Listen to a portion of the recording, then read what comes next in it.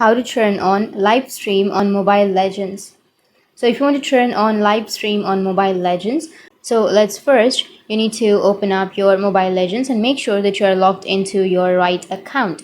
Once you've logged in, after that, in the top right corner of your screen, you will have a little camera icon on which you need to simply tap on it. Once you tap on the camera icon, that will send you to the live page on Mobile Legends. On this page, you can see other people's live, and on the left side, you can watch by category you want.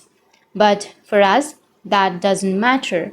So the next step you need to do is you just need to go for the live option. Once you go for the live option, when you do that, the Mobile Legends show you a pop-up menu where there are written some important things. So here it says that to be a streamer, you need to have the first rank division, or you need to have the rank division of master or above.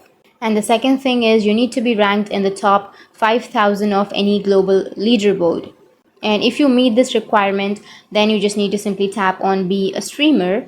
And once you tap on that yellow button, then now this is your stream channel. But we are not yet turned on live. So benefits for live streaming is that the other people can spectate your stream and can donate diamonds to you. So let's turn on live stream by tapping on the turn live stream on button. And now every your match will go live.